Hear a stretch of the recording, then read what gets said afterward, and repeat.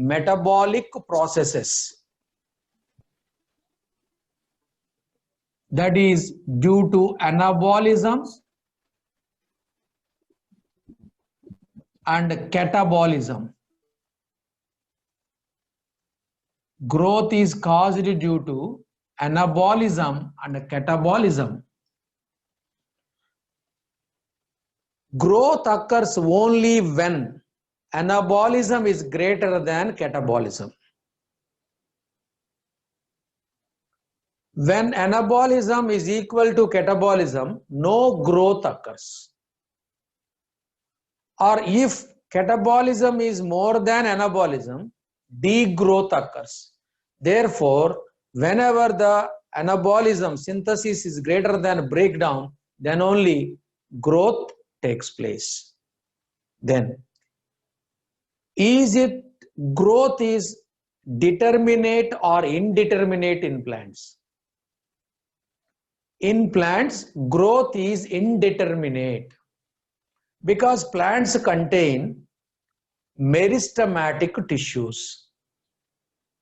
Therefore, these tissues divide and form new cells. Therefore, growth continue throughout their life in plants. But in leaves, flowers, fruits, the growth is determinate or definite. Growth is determinate or definite in case of organs such as leaves, flowers, and fruits. But growth is indeterminate in root and shoot. Right? There are two types of growth, namely primary growth and secondary growth. What is meant by primary growth? What is meant by secondary growth? Growth in length is called primary growth. Primary growth is caused by primary meristems, namely Ram and Sam. Right? Primary growth is caused by Ram and Sam. Ram means root apical meristem. Sam means shoot apical meristem. Length of the root increases due to Ram. Length of the shoot increases due to Sam. Then what is meant by secondary growth? Growth in thickness is called secondary growth. Growth in girth, growth in diameter is called secondary growth. Secondary growth is caused by lateral meristems which are present in the lateral sides of the plant body. They are cylindrical meristems. They include vascular cambium and cork cambium. Vascular cambium and cork cambium are example for lateral meristems. Example for lateral meristems, vascular cambium and cork cambium. These two meristems causes secondary growth. These are the lateral meristems. Right. Then, is growth is measurable?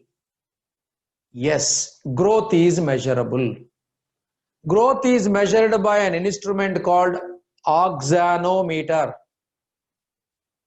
Axanometer is used to measure the growth. But growth is measured by various parameters. Growth is measured in terms of number of cells, size, increase in dry weight, increase in fresh weight, increase in area, increase in length, etc. Growth can be measured by various parameters. Right?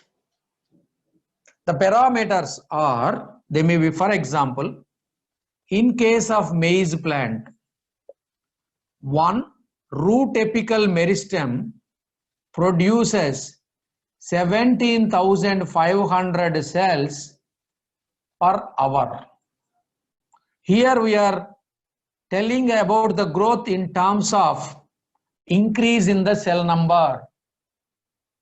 Here in this case, we are telling about the growth in terms of increase in the cell number. Similarly, in case of watermelon, that is Citrullus vulgaris, here the size of the watermelon increases by 3,50,000 times. Here we are explaining the growth in terms of size. In terms of size. Suppose if it is a leaf, area increases. If it is a pollen grain, length increases, like that. Growth is measurable and growth can be measured by various parameters. Then, what are the phases of growth? How many phases of growth are there? Mainly, there are 3 phases of growth. For example, this is the tip of the root. In the tip of the root, there is a meristematic phase. Meristematic phase. Proximal to this, there is an elongation phase. Proximal to this, there is a maturation phase. These are very important. Number of phases of growth, 3. Meristematic phase, elongation phase, maturation phase, right? In the meristematic phase, the cells are always in division and form new cells. The cells are thin-walled, cellulosic, abundant protoplasm with plasma-desmatic connections. All these characters are seen in meristematic phase. Proximal to this one, there is elongation phase. Here, the cells become elongated or enlarged, new cell wall depositions occur, and vacuolation occurs in this region. More vacuoles are formed. New cell wall depositions occur. The cells become enlarged. All these events takes place in the elongation phase. Proximal to elongation phase, there is a maturation. The cells become matured. The cell walls are thickened and protoplasmic modifications occur. And all these events occurs in maturation phase. So number of phases of growth, 3 phases. The 3 phases are meristematic phase, elongation phase, maturation phase. Proximal to meristematic phase, elongation phase. Proximal to elongation phase, maturation phase. Distal to maturation phase, elongation phase. Distal to elongation phase, meristematic phase. Right. The next one is growth rate.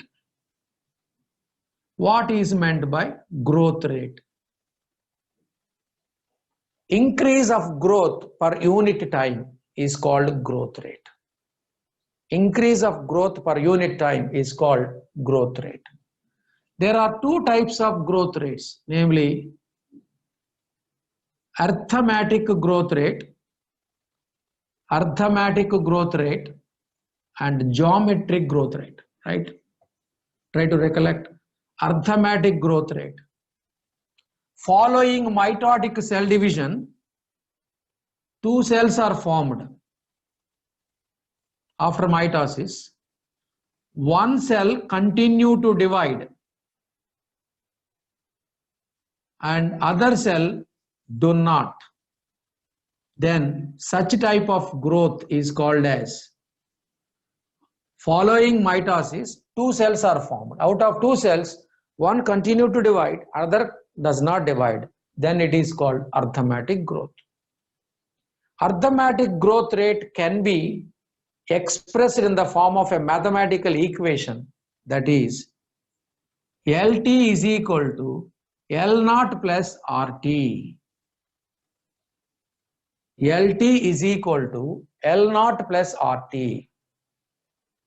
This is final growth, this is initial growth rate, and R is the growth per unit, T is the time. Okay. When a graph is drawn by taking height on the y-axis and time on the x-axis, height on the y-axis and time on the x-axis, a linear curve is obtained like that. This is a linear curve. So linear curve is obtained in case of arithmetic growth, right? Then what is meant by geometric growth? It is a type of growth in which both after mitotic division, both cells continue to divide. Not single cell, both the cells divide. Then it is called geometric growth. This can be expressed in the form of a mathematical equation, that is W1 is equal to W0 into e power RT. E power RT, final size, initial size, that is the R is growth rate, T is the time, right? So try to understand this one. W0 is equal to W1 is equal to W0 into e power RT is the mathematical expression, that is E is the base of logarithm, right? Okay. Now, when a graph is drawn by taking time on x-axis and weight or size on y-axis, you will get an S-shaped curve. This is called sigmoid curve. S-shaped curve is called sigmoid curve or growth curve. When a graph is drawn by taking time on x-axis and size or weight on y-axis, you will get an S-shaped curve. It shows three phases, namely lag phase, log phase or exponential phase, and stationary phase. Lag phase, log phase, stationary phase. There are three phases. So during lag phase, the growth is slow and the growth is suddenly increases rapidly in log phase. This is also called exponential phase, and then stationary phase. Then stationary phase. Growth is stabilized and finally leads to senescent phase. Right? These you have to remember. And then next one is, what is the difference between absolute growth rate and relative growth rate? Absolute growth rate means AGR. Relative growth rate RGR.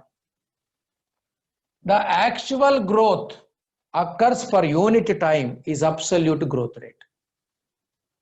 The growth rate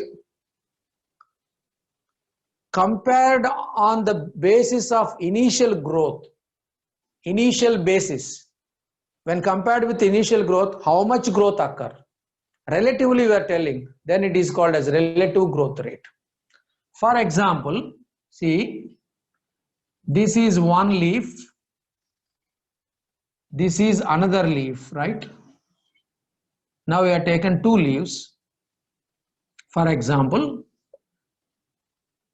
see this leaf increases its size from this to this one. Initially here 5 centimeter square size. Now it become 10 centimeter square here. Similarly, initially it is, for example, 50 centimeter square. Now it increases to 55 centimeter square. There are two leaves.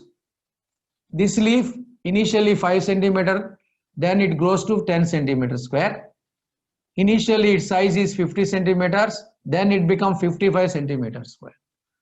And by comparing these two, what is calculate the absolute growth rate and relative growth rate? Very simple. See here absolute growth rate, actual growth 5 to 10, that is 10 minus 5. Actual growth rate is 5 centimeter square. Here also 55 growth and initial growth is 50.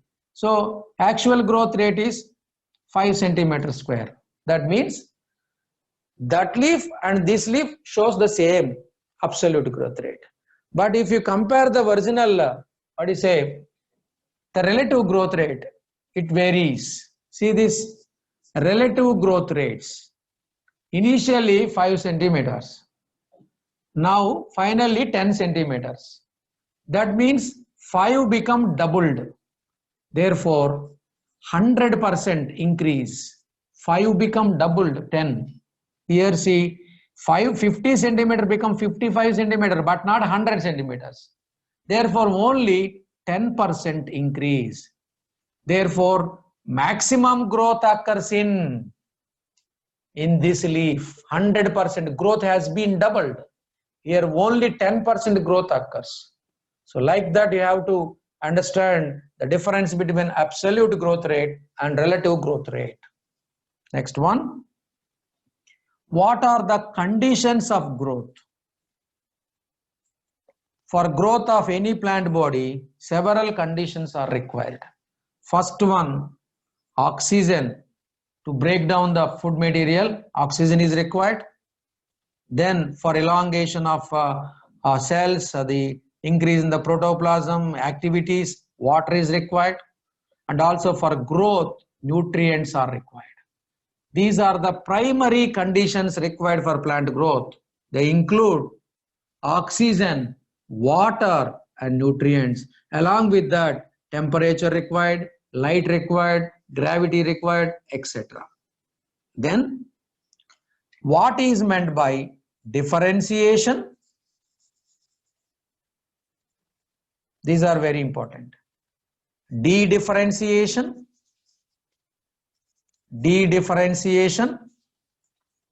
and redifferentiation. What is meant by differentiation, dedifferentiation and redifferentiation? I told you originally in the beginning, in the zygote, all the cells are meristematic. Now they undergo change and transformed into permanent cells. This is called differentiation. Meristematic cell become permanent cell. For example, medullary rays or parenchyma cells formed by differentiation. Now, medullary rays do not divide further, but whenever they require division, they again divide, they again changes into meristematic cell and form cambium. Meristematic, these are permanent cells actually. Now they undergo meristematic activity and become cambium. Which cambium? Interfascicular cambium. Interfascicular cambium, right? Conversion of medullary rays into interfascicular cambium is dedifferentiation. Similarly, parenchyma cells in the cortex is transformed into carcocambium, is also formation of interfascicular cambium. Formation of carcocambium are example for dedifferentiation. Medullary rays are formed by differentiation. Now medullary ray form interfascicular cambium. This is due to dedifferentiation. Now then, what is redifferentiation? Okay. Vascular cambium is formed, carcocambium is formed by dedifferentiation. Now, this vascular cambium again differentiate and form secondary xylem, secondary phloem. This is called redifferentiation. Carcocambium differentiate and form secondary cortex or phelloderm and cork or phellum is redifferentiation. Now, example of differentiation, medullary ray formation of medullary rays. Example of dedifferentiation: formation of interfascicular cambium, cork cambium. Example of redifferentiation: secondary xylem, secondary phloem, secondary cortex and cork. These four are the products of redifferentiation.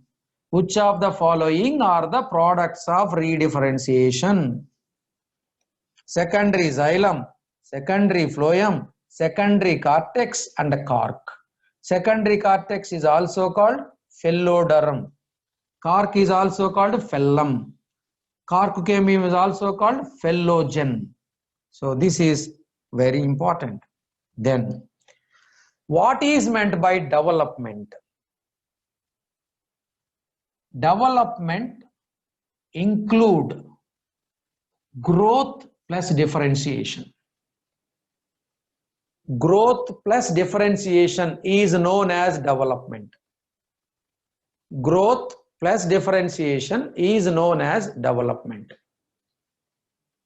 Development means all the changes from growth, that means seed germination, to until the senescence. All the events from seed germination to senescence of the plant parts is called development. Okay? That means, if you know, starting from the plant, the cell, meristematic cell is there, which undergo plasmatic growth, increase in size. Plasmatic growth means increase in size. Okay?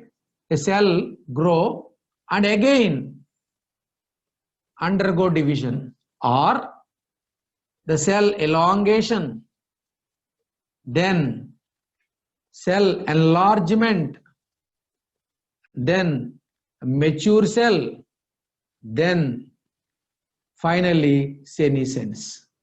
Maturation, matures. This is a sequence. See here.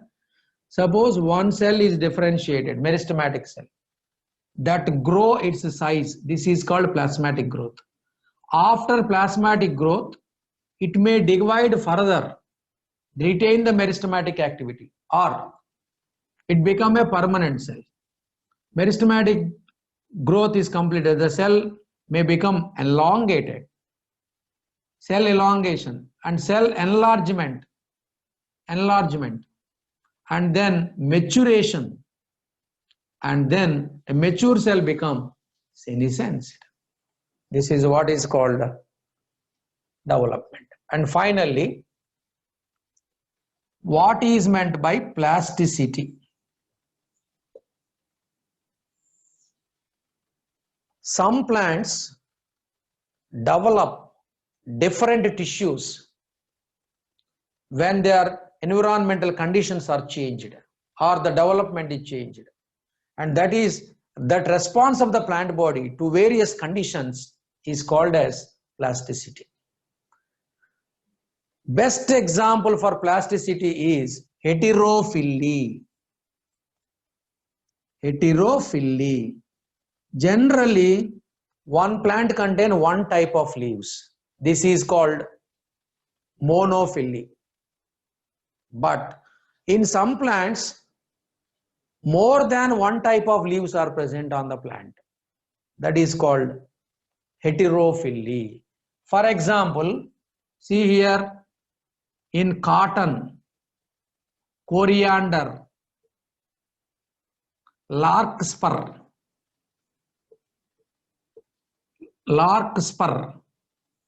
in these plants, initially during juvenile stage, one type of leaves are present. At maturity, another type of leaves are present.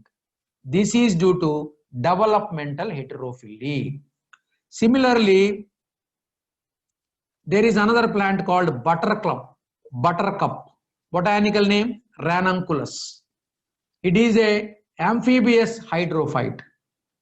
It shows two types of leaves. The types of leaves formed in the plant body present inside the water, one type leaves. Above the water body, one type of leaves. Totally 2 types of leaves are formed on the same plant, that is buttercup.